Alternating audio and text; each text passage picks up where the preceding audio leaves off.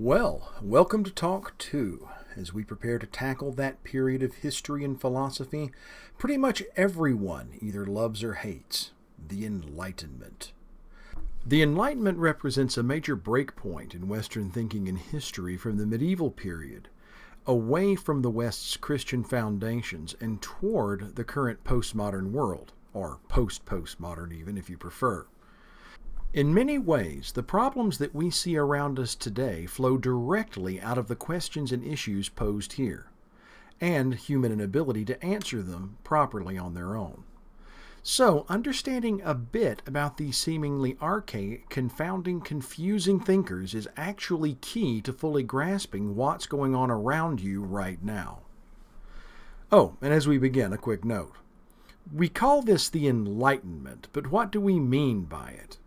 Are we implying that, at this point, humanity experienced a release from all the ignorance of the evil Dark Ages? That historians and philosophers are in such universal agreement with these authors that we deemed to label their age as positively pivotal to the progressive improvement of the human race?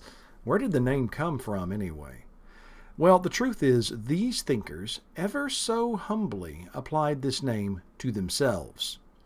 The name has stuck amongst their admirers and subsequent sycophants, and even those who disagree with them use it for the sake of convenience. So we may just as well call this the Endarkenment, and probably should when we wrestle with the results of this thinking that hit the fan in the 20th and 21st centuries. So sit back, think objectively, and decide which side you agree with. At this point in our flow, we've left the idea of medieval and Reformation Europe solidly behind, and we're beginning to look toward other points of view. Some of this is geographical. The Renaissance and Reformation will overlap significantly, but they are divided from each other by most of a continent, and some of it is chronological. As time passes, the Enlightenment will gradually grow stronger in Europe and, later, America in competition with the Reformation. This will set the stage for the coming of moderns and their ideas. Without the Enlightenment in particular, the modern world as we know it could never have happened. In the medieval period, scholastic thinkers and teachers placed a heavy emphasis on bringing Athens and Jerusalem together. They were heavily influenced by both biblical truth and Aristotelian philosophy. That translated generally into a very low opinion of humans and human reason. In short, because of the fall of Adam, humans were irredeemably corrupt and only Christian regeneration could provide salvation. Humans were wholly fallen, and that included human reason. This meant that unregenerate humans couldn't trust the results of their reason, and regenerate ones weren't far behind. Instead, they were to rely entirely on biblical revelation and church teaching to know truth. Now, this wasn't consistently lived out, as there were many beautiful works of art, powerful literature composed, and music created by people during this time. But in theory, humans were dependent on God for everything real. St. Thomas Aquinas was one of the first to question this. He argued that it was the soul of humans that was fallen, but human reason remained unfallen. Therefore, humans could discover and know real, true things on their own. The early humanists of the Renaissance agreed with this. They started standing up for the idea that humans, while still in need of salvation and the church, could learn and create things on their own. This, of course, could be seen as a simple course correction after some medieval extremes. The biblical picture of humanity clearly values reason and creativity, and wants people to be both creative and prosperous. But, as humans will, a course correction would turn into a vast over-correction. Think back to Eden, were Adam and Eve satisfied with simply having the world at their command? Or, at the serpent's prodding, did they want more? And that is the key point. In this view, human reason is unfallen and even immaculate. It was not touched by sin and was, in that sense, almost a holy power given to men. Therefore, in exercising their reason, humans were coming closest to God, not just in terms of love, but in terms of power and quality. Now, there were at least two ways you could react to this. Many believers at the time took this as proof that human reason was, in fact, a form of worship, and so using it brought us closer to God and helped us to know Him. Christian humanists such as Thomas More or Erasmus of Rotterdam are examples of this approach. They sought to use their reason and science to draw closer to God. Others, though, saw this idea as proof that humans were in fact independent of God, perhaps not equal to Him, but separate enough to live and thrive without Him. These will develop over time into what are called secular humanists, or that is humanism that focuses on humanity for its own sake rather than humanity in relation to God. It breaks humanity off from God and looks at humanity as something different, a self-sufficient entity. As you might imagine, being told that you are equal to God in some way is actually quite a popular notion. The later Renaissance and Enlightenment weren't satisfied with human reason simply being effective and useful. As time went on, they started making grander and grander claims for human reason and human experience. In this way of thinking, all humans needed to know absolute objective truth was reason plus the evidence of their senses. Rationalism and empiricism, which is the word that we use to describe knowledge through experience, would ultimately answer all the questions in the universe and deliver every good thing to humanity, not God. Whereas God previously taught us right from wrong, and God would one day perfect the world, now humans could do it themselves without God's help. Imagine what that would mean. You can literally save the world, end world hunger, find a cure for every disease. How great would that be? That idea will give you a sense of the optimism of the age and how attractive these ideas were. This is, in theory, almost a form of idolatry. Humans who worship reason and science in the place of God and expect from them all the things that they should expect from Him. Now, as we progress, I want to be clear that not everything Enlightenment is inherently anti-Christian.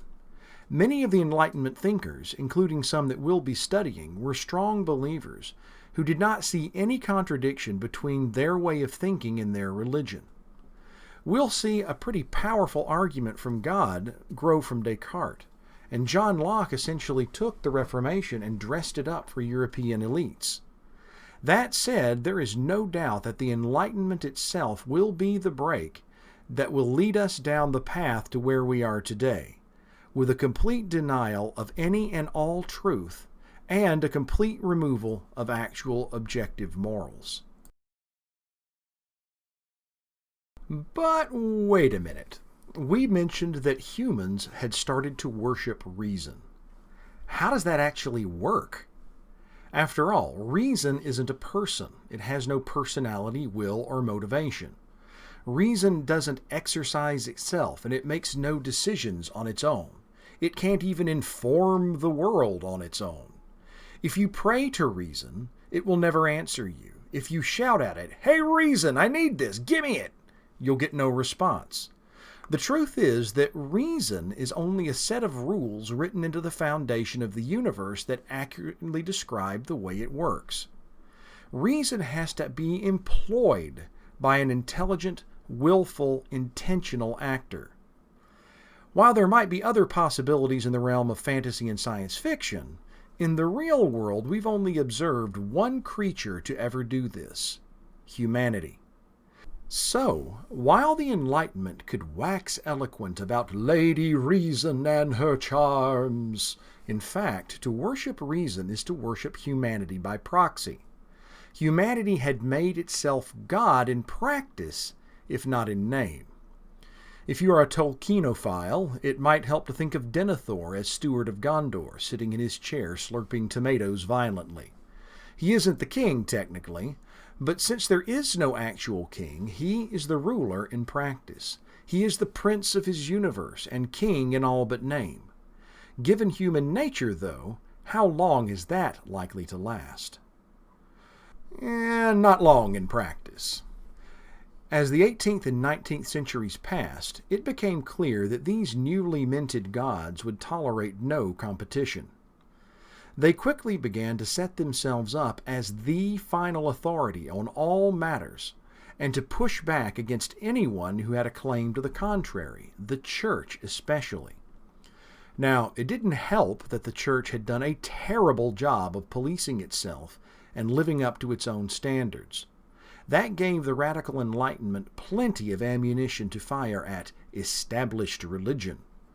This is the origin of the modern myth that science and religion are competitors and opposites.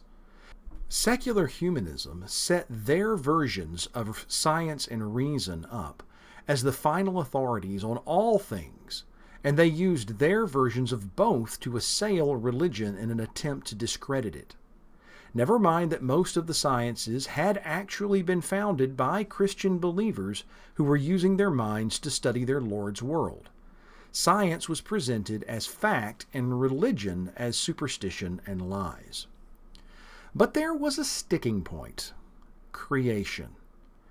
At the time, pre-Darwin, science had no realistic way to explain the existence of life, the universe, and everything that was not at the face of it counterintuitive and obviously wrong.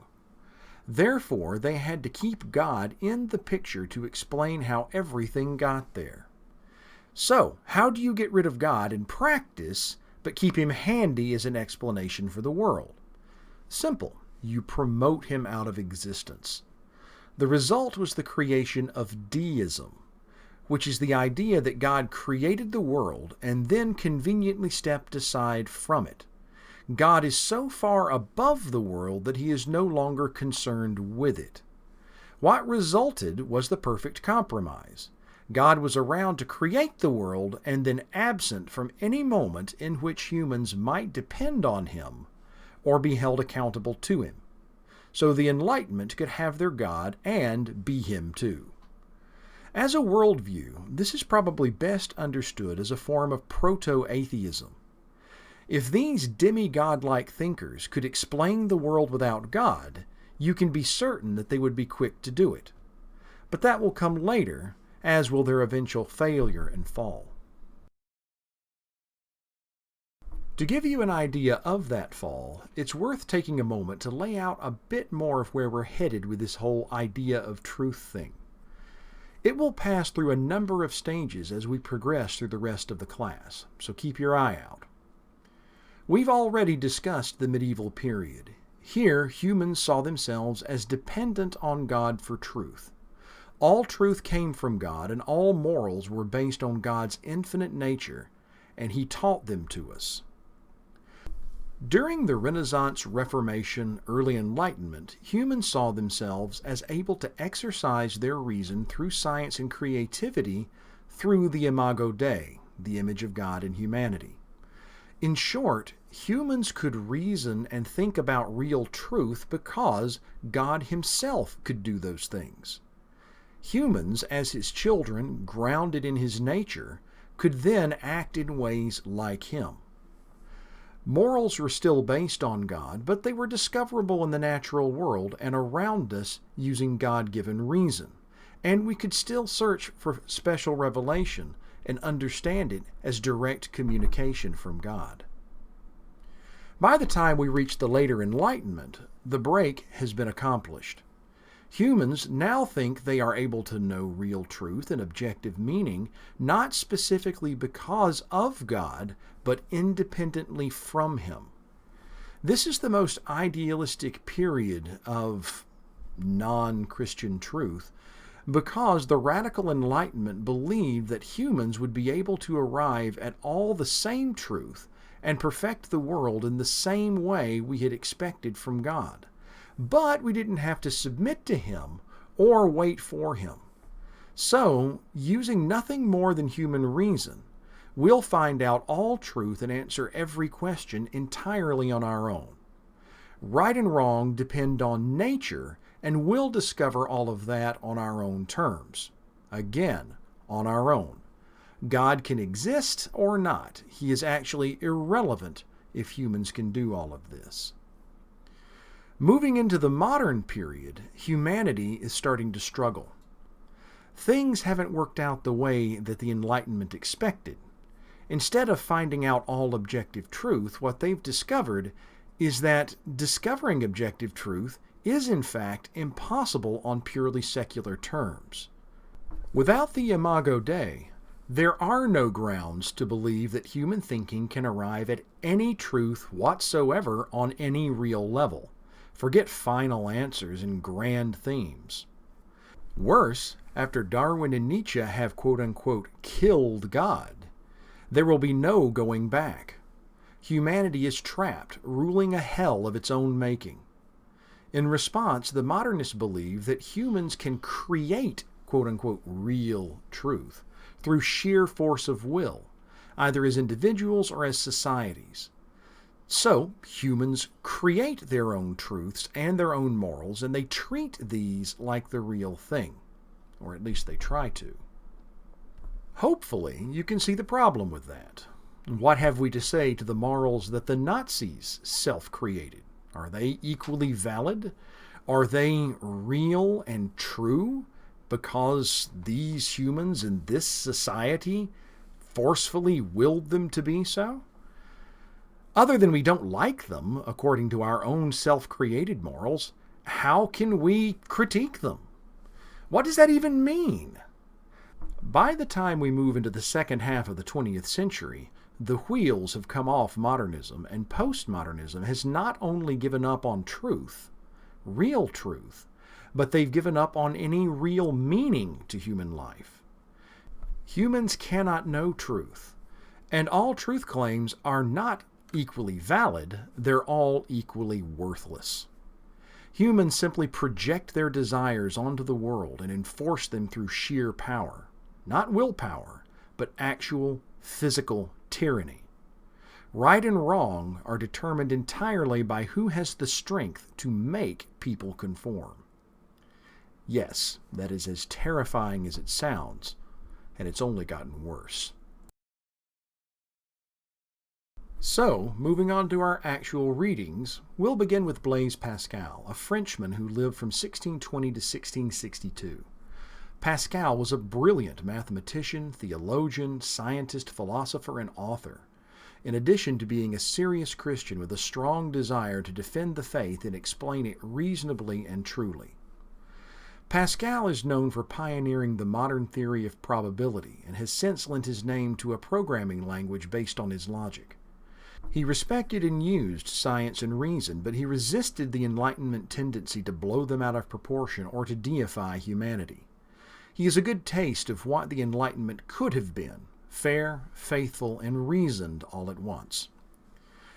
Our reading, Pensées, was the protoform of the apologetical work that he had hoped to produce. Sadly, he passed away before he could finish it. His notes were published posthumously and have blown minds regularly ever since. Probably most famously, he offers the wager that bears his name. In a nutshell, Pascal argues that if a Christian is wrong and God doesn't exist, he or she has lost nothing. They've lived a good, moral, pleasant, and productive life. On the other hand, if a non-believer is wrong and God does exist, he or she has lost everything and will spend an eternity regretting it. Therefore, says Pascal's wager, it is better to err on the side of belief over unbelief. It is an interesting thought and one that has continued to spark debate. Rene Descartes was an interesting bird. A brilliant thinker, he wandered about as a youth and served in the military before settling down as a mathematician, scientist, and philosopher. Descartes was a pioneer of the skeptical method, which is the systematic employment of doubt to find the truth. You've most likely heard his most famous quote, even if you've never realized it. Cogito ergo sum. I think, therefore I am. He created a system of thinking that was centered on the idea of humans discovering truth for themselves through doubt, and in the process, he called all knowledge gained by outside authority into question.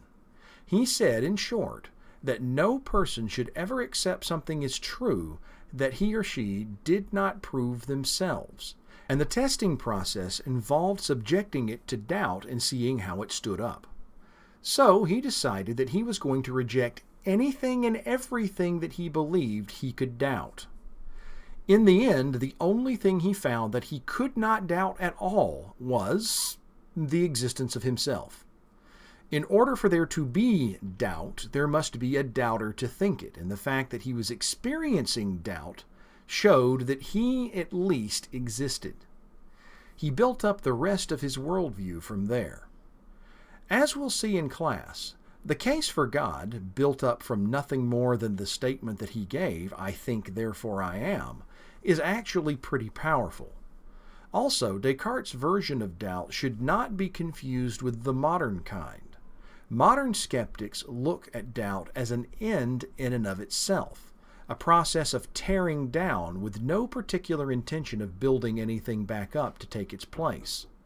For Descartes, doubt was a tool that you use not to deny truth, but to identify it. The whole purpose of doubt was to tear away the falsehoods and see the strong foundation that lay beneath. This kind of skepticism was much healthier than what would later develop, especially what passes for skepticism today. And so Descartes did not degenerate into despair as later thinkers would. Still, even though Descartes himself was a Christian and God was part of his system of thought, it was a direct challenge to the remnants of medieval authoritarianism that remained in Europe and in the Church.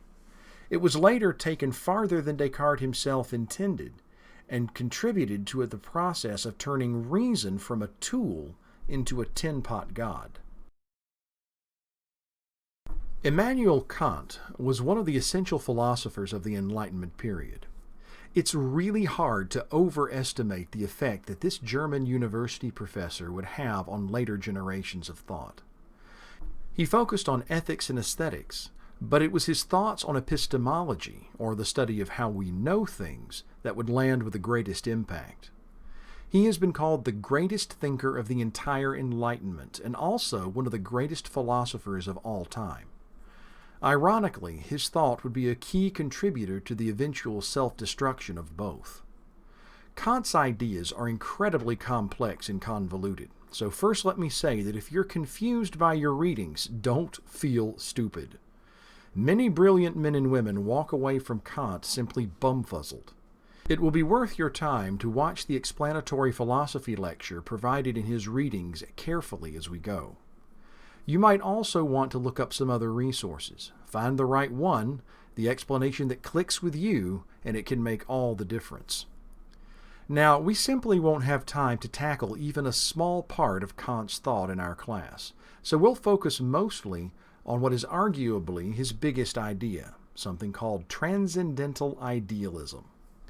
That is a simplistically complex name for his idea that there is a difference between our experience of a thing and the thing itself, the idea of Ding an sich. Obviously, Kant says things exist. We experience them.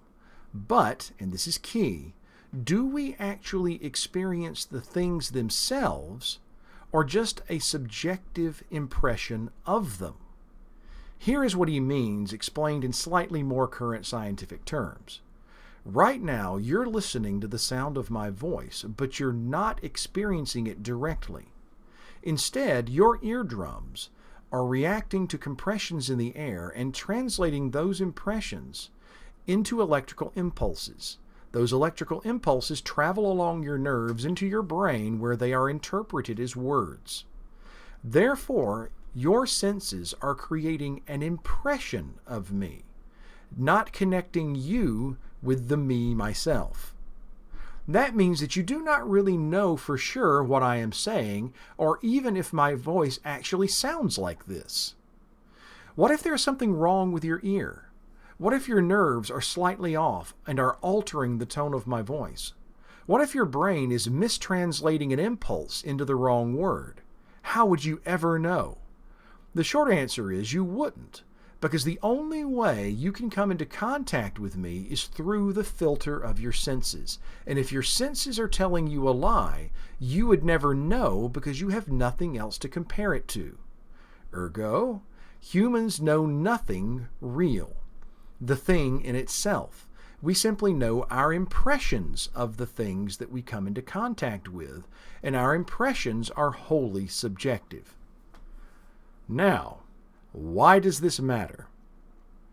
Because if we accept this view of knowing and truth, it literally becomes impossible for humans to really truly know anything at all. None of our knowledge is objective, outside of ourselves, connected to the real thing that we're observing, and none of it can genuinely be known to be true. Kant's idea is the logical consequence of secular thinking, and it becomes the basis for most future secular philosophies. Now, it will take quite some time for the rest of the world to catch up with Kant. Kant regarded himself as a theist, and he thought he saw ways around his final conclusion to other ends that were more solid, as did others who followed after him. But eventually they all ground down into failure. Kant was right. If God does not exist, or if humans exist independently of him in our own right, then there really is nothing more substantial to say. Kant, more than anyone else, was the one who set the West on the road toward the line of despair. Scottish philosopher David Hume takes his thought along similar lines. Hume, while not an outright atheist, was most likely a deist at the very least, and he argued hotly against traditional forms of theism as expressed by the historical church. Unimpressed by many of the traditional arguments for God's existence, Hume generally took the position that any God that existed would be so far above the experience of humanity as to make discussion of him completely moot. Therefore, the idea that God intervened into the physical world, as various religions, especially Christianity, suggested, was nonsense.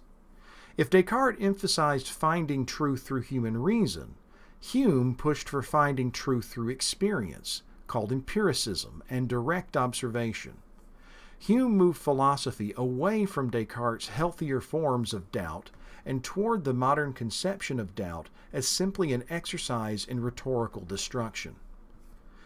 There is much that of course could be said about Hume, but he is perhaps most influential for his famous essay on miracles. In it, Hume categorically and definitionally denies that any miracle could ever occur inside this universe. Why? Because according to Hume, a miracle is defined as a violation of nature. God, if he exists, would create a world so perfect that he would not need to adjust it further. Interfering in his creation by violating his laws would be, fundamentally, something that God could not do. Further, Hume argues, universal human experience does not observe miracles. As such, in the absence of validating experience, miracles are impossible. It's hard to overstate the effect this essay will have. Even down to this very day, when the average person objects to miracles happening, it is really David Hume speaking from the grave most often.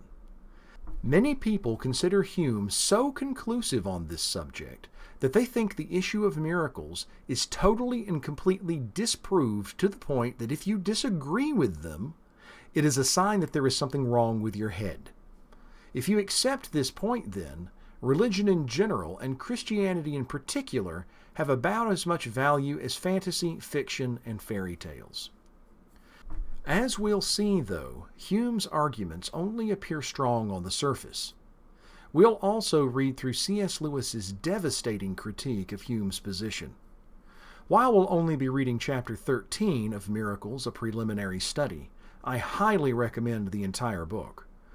Lewis's critique of philosophical naturalism, the idea that the physical world is all that exists, is powerful, and I've yet to read a convincing response to it. Finally, in this section, we'll spend some time with Jean-Jacques Rousseau. Rousseau was a Swiss-born philosopher and novelist who, more than anyone else, was directly responsible for inspiring the radicalism of the French Revolution. Much of Rousseau's thinking, particularly his naturalism and his secular viewpoints, was inspired by the very austere Calvinism he experienced as a boy. Early on, he rejected his roots and traveled, seeking adventure. He eventually found success as a thinker and speaker in pre-revolutionary France. More than any other author we're examining, Rousseau was concerned with what it all meant. How do you actually apply the implication of secular humanism to government and society? If all this philosophy the Enlightenment has been spouting is true, what changes should be made to the way society actually works? For example, if the Bible really is an uninspired myth grounded in nothing but fantasy at best and an absolute falsehood at worst, then Adam and Eve never existed. If there was no Adam, even metaphorically, there would be no fall of humanity. No fall of humanity means no inherited sin nature. What would that mean for life, for relationships, and for government? Well, it would be that humans were inherently good, and that when we see them committing evil, it must come from somewhere outside themselves. Rousseau's answer was religion and society. So he posited that humans, in their natural state, tend towards good, and this is the idea of the noble savage. It is only historical civilization that turned humans into monsters. Left to nature, humans would make right choices. His thought therefore pushed a return to nature and the dismantling of various societal evils that were oppressing humanity and keeping it from greatness. The obvious question we'll have is, well, does it work? On the face of it, anyone who knows anything about historical primitive societies can recognize the noble savage as poppycock. But in Rousseau's defense, it was easy for a well-off Parisian to not have much experience of the primitive. What about the rest? Well, we'll see how it plays out over the course of the French Revolution and into the 19th and 20th centuries. And with that, I hope you enjoy our deepish dive into these men and ideas who will shape the future of the West, even down to today.